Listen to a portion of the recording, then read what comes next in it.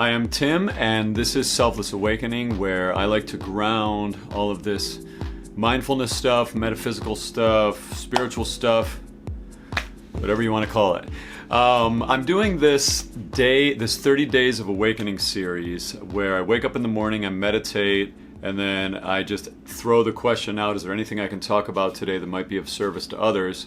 And then something pops in my head that feels more important than everything else, and I share it. And the way I've been doing it is I've been setting up a video on my phone on Instagram happening live while I have the talk. However, last night when I was doing day 25, this day 25 video, the live video cut out, and I just decided to recap the talk from last night and just kind of wrap it up in a quick video here, because now today is day 26. So I have another video to shoot today. I'm going to be driving out to my parents' house out in Western New York with my daughter, so I'll do my next video from out there.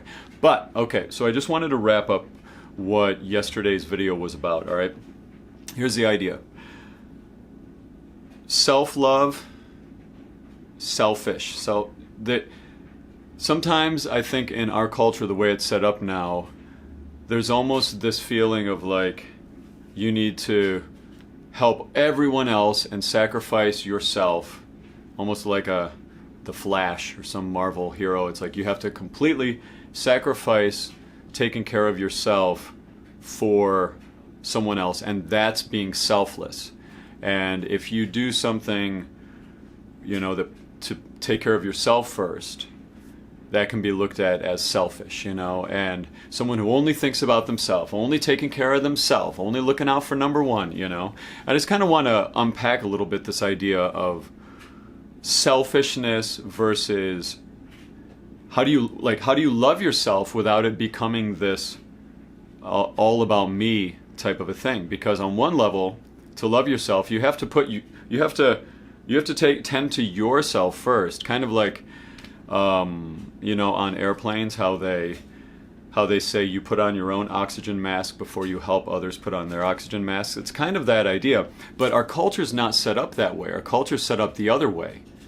Put everybody else first, overwork yourself for your family, overextend everything in your life, get yourself to a place where your life is so overwhelming for yourself, and then you're going to be like the rest of us. Welcome to the party. Life sucks. It's hard. It's overwhelming.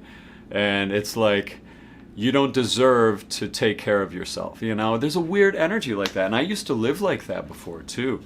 I used to think that was me being selfless, And I want to talk now about my new take on this, all right?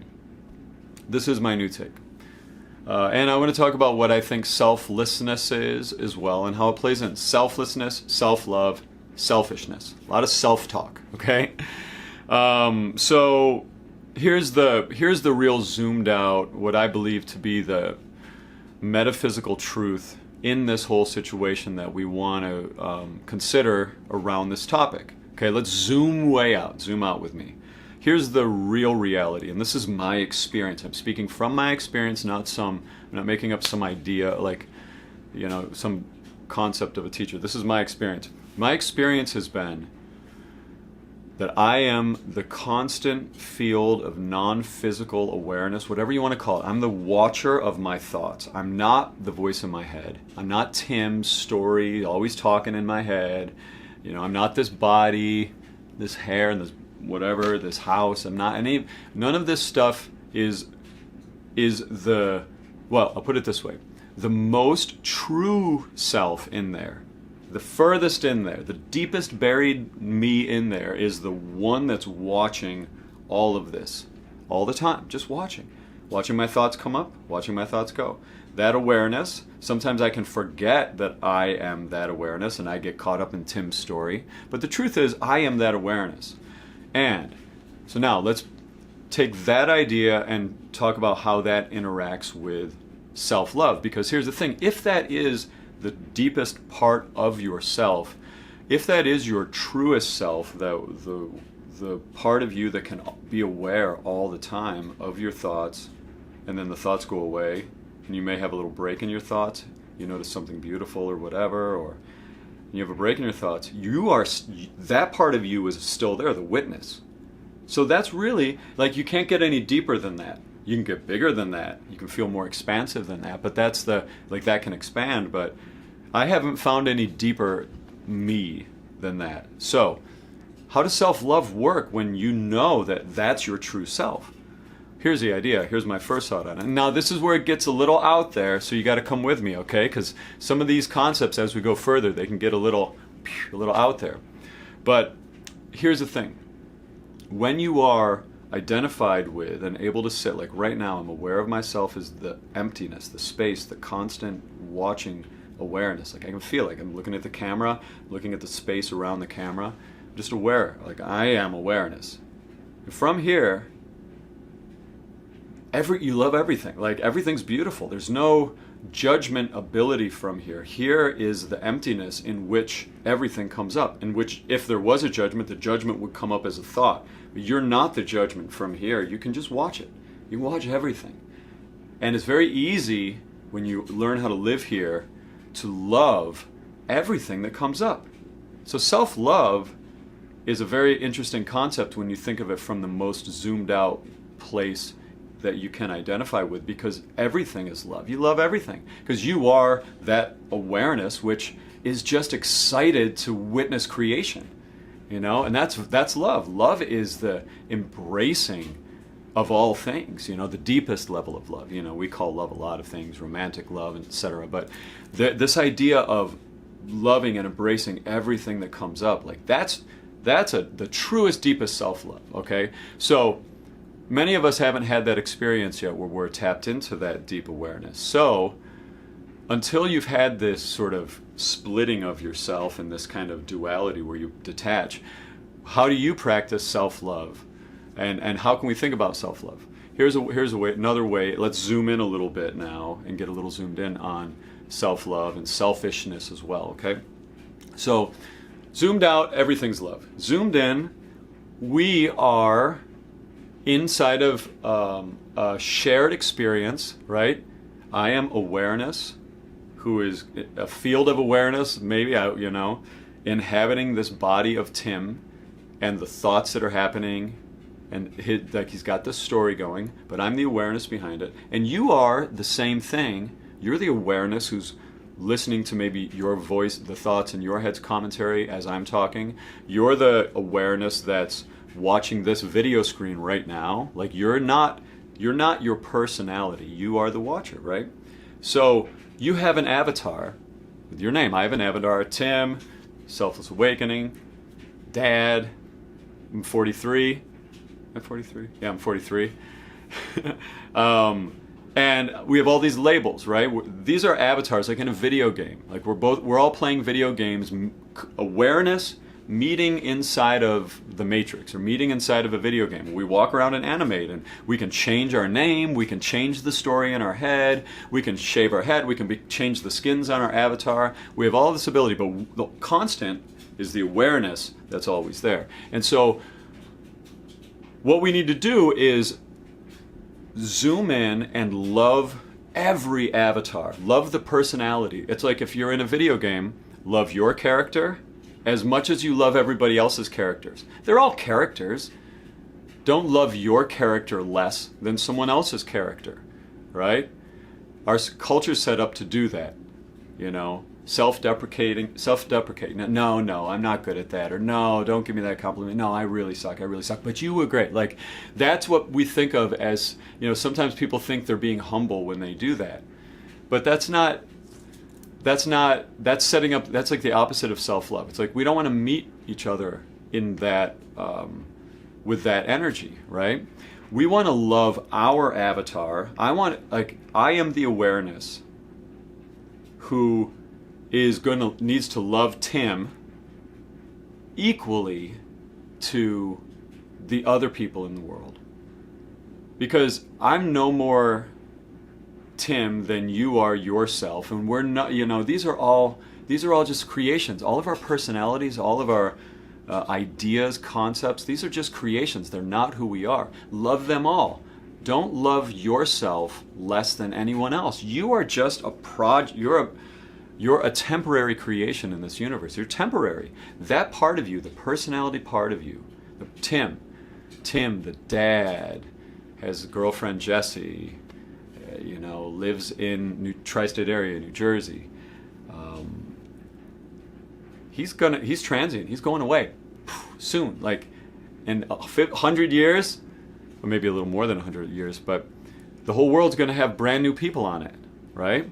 So all of this part is temporary. So self-love from a zoomed out place is much easier because you can see yourself detached as another person, okay? Does that make sense? So now where does selfishness play in? Here's where selfishness plays in. And what we can learn from it, because then it's like, well, if I'm going to love myself and take care of myself, how do I ever take care of others? Like when would I ever sacrifice something I could do for Tim for someone else? I'm not saying that you can't still do that. Like there can be beautiful gestures, where if Tim has a big chunk of money and Tim could go buy some things that he doesn't even really care about or enjoy and waste some money on, or Tim could use that money to really help someone and do something beautiful with it. Like, there are ways that we can sacrifice things that we may want on one level, but what we want more on another level is to be of service to others, like that's a very common thing where we can see that.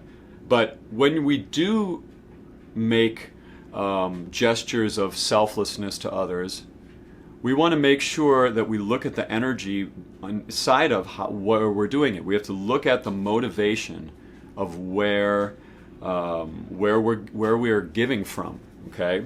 Because it's all about, this is the thing, it's all about your internal experience. And I had this one teacher in high school that used to say, Brian Wood, he'd say, there is no such thing as a selfless act. Everything is for you. And I have to say, on one level, I kind of believe that's true, because here's the reality. Why would I be selfless? Why would I want to give stuff away? Because it makes me feel good. It makes me feel really good. I get this buzz of joy of doing something that's of service to someone else. Like, so how can I say that still isn't on some level serving this being?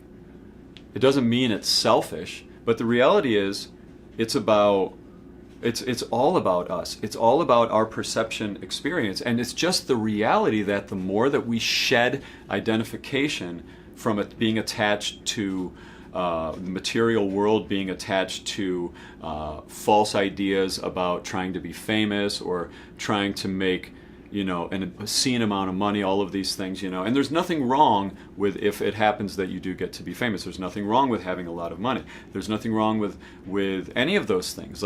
But it's about the motivating energy inside of you that dictates whether it's what I would call selfish or selfless. And really what it comes down to is this. It's this idea that there can be motivations that come from a higher intuitive self, and there can be motivations that come from ego. I just did a video, yesterday's video, I think it was yesterday's video, day 24, was about ego thoughts versus higher self thoughts. And what you find is that, well, here's where I think selfishness can get involved. If your motivations are coming out of your ego idea, if your avatar, here's the thing, that avatar idea that I was talking about, that you truly are, that avatar doesn't want to die. Tim doesn't want to die. Tim is also not afraid, not only he doesn't want to die, but he doesn't want to lose any of the cool labels that he thinks are awesome that he has inside of his identity basket, right? He doesn't want to ever think that he's doesn't have money. He doesn't ever want to think that he's a bad business owner. He doesn't ever want to think that he doesn't know what the hell he's talking about on these mindfulness videos. There are all of these ideas that Tim has about himself that he doesn't want to lose, okay? That's the way that the avatar works. That's the way the ego works. The ego likes to create a big it's a big creation of like imaginary ideas that it is wired into itself, and it wants to stay strong. Your idea of yourself doesn't want to die, but it's going to. And so what happens is, out of fear of death, I know we're getting way out there right now. I feel like that people, if you're not a little bit on this path right now, this would be like, what the hell is he talking about? But you're with me, right? Let's stay connected. Ego, this is a collection of ideas, the idea self. It doesn't want to die, and it wants to keep getting bigger. It's like it wants to create a fortress around itself, and the more things it thinks it collects and sticks to itself, the more likely it will survive somehow. That's not how it works, but that's what the ego thinks, right? And so that's how it's very natural for the ego to have motivations like fame, like wanting to get famous, because the more famous you are, the closer you could possibly get to immortality. You know, maybe you're gonna live longer. Maybe you'll, you know, like your name can live on in the annals of history. And so fame can be a natural motivator, a selfish style, like a selfish motivator, an ego serving, a serving of building the false idea of self. That's really it. Selfishness is when you're following a motivation that's serving the deepening of the construction of your idea of yourself. Selflessness is when, boy, I think this is it. Selflessness is when you're tapped into intuitive guidance from your truest self, the non-physical awareness that you are. And from there, different guidance comes than from the avatar's idea of itself, okay? So inside of the avatar, it's afraid, and from fear, it's trying to build itself up, and it does that through money. It does that through sex. It does that through power. All of these ways, these are some of the big ones, the big stinkers that create selfish behavior in our society. Money, sex, power, like look at those. Fame, they all kind of tie in together. But it's that idea. It's the ego's trying to fortify itself to survive mortality. I know that sounds crazy, but that's what's happening, you know. And so, so there you go. I think I've said it all. Selfishness is when you are making decisions out of trying to fortify your avatar, fortify your false idea of self. Selflessness is when you're tapped into taking your guidance from that peaceful, loving, beautiful, genius voice with a different tone that can come in your head that tells you to do different things than the things that fortify your ego. The thing that tells you to go outside and sit for 20 minutes and stare at a flower, or randomly tell someone you love them through a text that you haven't thought about in 10 years, or the one that notices a coincidence of seeing having a weird thought about someone, and then running into them in the street, and then realizing you know what I mean. It's like there's a whole different guidance system inside of you that you can tap into. That in my experience that I've been playing with, there was a time where I didn't know any of this or have any experiences of this stuff, but then I just started playing around with it, and to do the experiment of sitting, meditating, stare at a wall, stare at a tree for an hour, turn off your phone and just stare at a tree, and see if you can start hearing the voice in your head. See if you can, not if you can, because you can. Everyone can do this. Sit and stare. It'll be hard because we're so plugged into these things. It's so hard sometimes to detach, and because we're in a mind-identified time of human consciousness, and that's what we're waking up from. But as you sit and as you understand yourself as that non-physical, you find that there is so much joy in doing nothing. Like, it can be as joyful or more joyful to just sit in a park bench and just stare at your peripheral vision and just kind of gaze, soft gaze. For me, it can be as fun as doing anything else in my life. And I mean anything. And I enjoy lots of things. So anyway, there we go. That's good. I've got to start getting ready. Road trip today. Sending you all so much love. Hope this helps. This video seemed to I pushed out a little bit here. So maybe you know, if this made sense, please let me know. Like my goal is to try to speak in as grounded of a way as I can. And sometimes these concepts like the avatar self, the higher self, they can. I want to make sure I'm languaging it in such a way that I'm connecting with you all, because that's what's important. You know, I don't want to use language that repels people. So anyway, cheers. Have a great day.